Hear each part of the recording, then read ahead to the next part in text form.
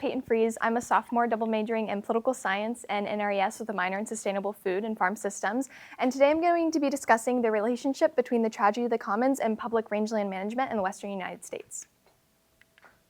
So firstly, I want to introduce the idea of the tragedy of the commons. In simple terms, it explains how a common pool resources receive more degradation because there is a lack of incentives to protect them. This was first popularized by Garrett Hardin in 1968. He explained that there is a positive and negative component to the theory, and because of the positive and negative components, it's perceived that there's a neutral impact to the rangeland, the resource managers. However, this isn't accurate, and really there are negative impacts on the resource. Next, I want to explain rangelands. This is a definition from the USDA. A simple way to think of them is as mainly grassy areas where the main form of management is grazing, whether that be livestock or wildlife. 1/3 of rangelands in the United States are publicly owned. This makes them lands of multi-use, meaning that they're used for agriculture purposes, mining, recreation, and ecological services. This clip is of Representative Hagman from Wyoming discussing a potential regulation from the BLM, or Bureau of Land Management, that would create some limits on what you can do in rangelands. American economies can only get a return on our federal lands in much of the West through two things. The first is grazing, and the second is through mineral extraction or logging. The very lifestyle of rural communities is at risk when burdensome regulations like this cripple the businesses that allow these communities to flourish. As we begin to think about the implications of the tragedy of the commons on our rangeland policy, we want to think about overuse and degradation.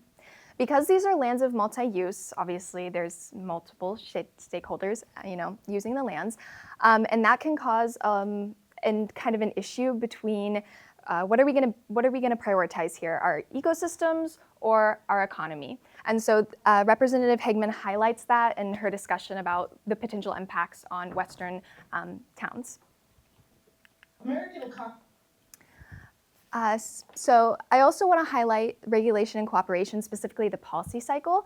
This is a small moment of a Representative Cartwright from Pennsylvania responding to a colleague from across the aisle about a bill that would have changed how rangelands in the West are managed. Public Access and Lands Improvement Act. Rather than improving our nation's lands, this bill negatively affects our land management decisions. It conveys or disposes of federal lands improperly. It rewrites grazing policy. I believe it's important to highlight this because it shows how the policy cycle is valuable to creating policies that will benefit rangelands.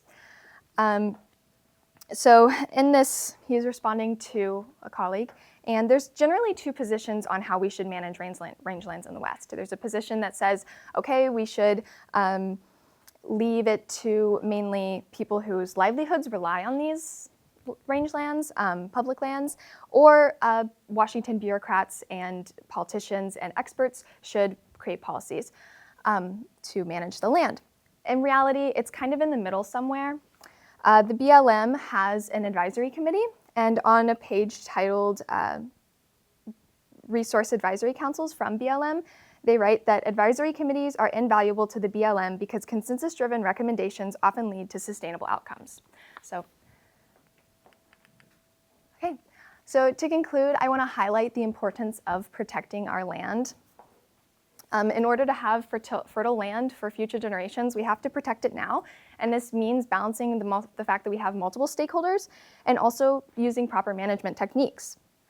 This requires effective policies, not only from our federal government, but also from local governments. So we're looking at top-down and bottom-up policy implementation.